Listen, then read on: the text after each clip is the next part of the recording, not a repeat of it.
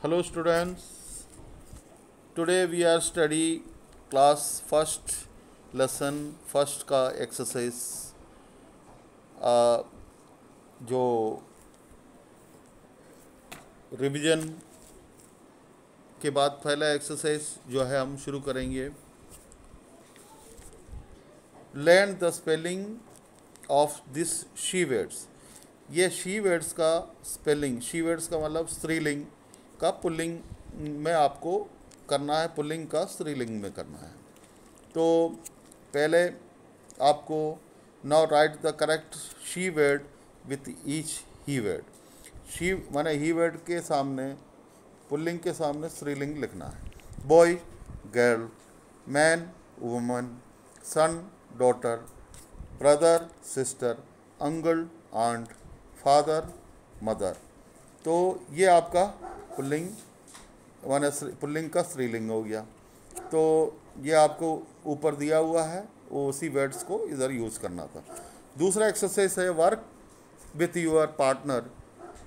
Point to a bird और animal, ask your partner what is this. ये आपका partner का मतलब कोई भी आपका जो दोस्त है या जो भी आपको माने आपके साथ बैठ के पढ़ते हो, तो उनसे आप पूछ सकते हैं व्हाट इज़ दिस, या वो आपसे पूछेंगे व्हाट इज़ दिस।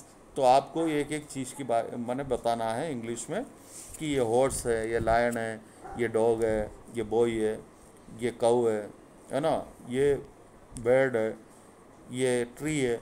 तो इस तरीके से आपको बताना है। दूसरा है, अब हम ग्रामर पढ़ेंगे। यूज ए और एन विथ ईच नेम। इसके लिए ग्रामर पढ़ने के लिए हमें बहुत ज़रूरी है कि हमें शुरुआत ग्रामर का पता होना चाहिए कि ए और एन पहले कहाँ लगाना है। ये हमें माने जब तक हम ग्रामर शुरुआत नहीं, वावल्स और कांस्टेंट ये दोनों के बारे में नहीं पढ़ेंगे तब तक आपको जानकारी नहीं हुआ। वावल्स पूरे लेटरों में 5 होते हैं और वो है ए ई आई ओ यू। तो ये 5 लेटर से जो शुरुआत होती है तो उससे पहले एन ए एन एन जरूर आएगा। जहाँ ए आप समझ गए होंगे, ए ई आई ओ यू वावल, वावल से पहले हमेशा ए एन इस्तेमाल किया जाता है। ए सिर्फ ए नहीं करेगा, उसकी जगह पे ए एन जरूर इस्तेमाल होगा। जैसे ऑक्स, ये वावल है, चूँकि ये ओ से शुरू होता है तो इसलिए ए एन पहले आएगा। काऊ ये वावल नहीं है इसलिए कांस्टेंट है, इसलिए ये ए आएगा। गोट ये भी वावल नहीं है इसलिए ए आएगा। और एलिफेंट इसका पहला अक्षर ई है तो ये वावल से शुरू होता है इसलिए ए एन जरूर आएगा। एन एलिफेंट हमेशा, इसके अलावा ए एलिफेंट कभी नहीं बोलेगा। तो इसके बाद एन आते हैं, एन एच से शुरू होता है इसलिए ए आएगा। एग, एग वावल है इसलिए ए एन आएगा वावल से पहले। और एप्पल ये भी वावल है, ए से शुरू होता है। मैंने बोला वावल्स 5 होते हैं, आप हमेशा याद रखो ए ई आई ओ यू। ये 5 से शुरुआत जो भी होगा उससे पहले एन आएगा, ए की जगह पे एन आएगा। ये ग्रामर है, हमेशा याद रखना। अब जैसे ऑरेंज ये भी वावल है इसलिए एन आएगा। समझ में आ गया होगा आपको। तो ये इस तरीके से, इसके अलावा भी कोई वर्ड होता है तो जहाँ वावल से शुरू होते हैं तो आपसे पूछा जाएगा ए और एन लगाओ, तो आपको वावल वाले जो शुरुआत होते हैं उन वर्ड्स में उससे पहले, वर्ड से पहले एन जरूर लगाएंगे, ए एन एन। ठीक है, ओके स्टूडेंट्स। उसके बाद rewrite the each sentence using that for this. आपको दिस की जगह पे दैट यूज़ करना है। दिस माने यह है, दैट माने वह है। तो जो पास में है तो वो दिस हो जाते हैं और दूर का है वह हो जाते हैं, तो दैट हो जाते हैं। This is a red rose, तो यह रेड रोज है।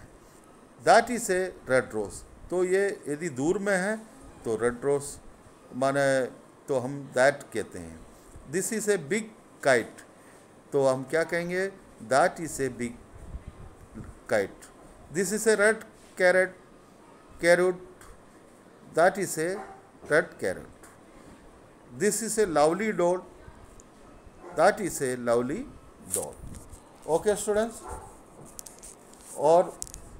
और आज के इतनी है, आपको ये सब एक्सरसाइज का जितने भी हमने आपको दिया हुआ है, तो ये सब आप अपनी कॉपी में, फेयर कॉपी में और आप उतारेंगे और इसको याद करेंगे। जैसे आपको ये ग्रामर का है, ये पूछा जाएगा ए और एन।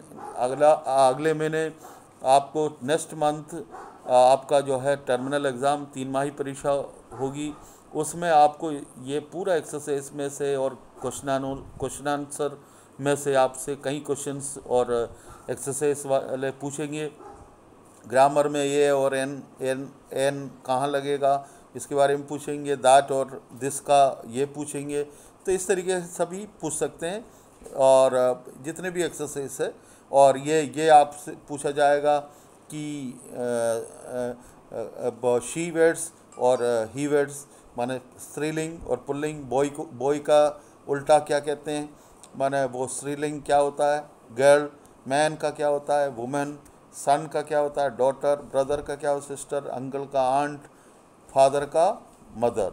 इस तरीके की चीज़ें आपका जो है आने वाले एग्ज़ाम में आएंगे, इसलिए आप अपनी तैयारी करें, ये सब कॉपी में लिख के याद करें। Okay, thank you, okay, bye.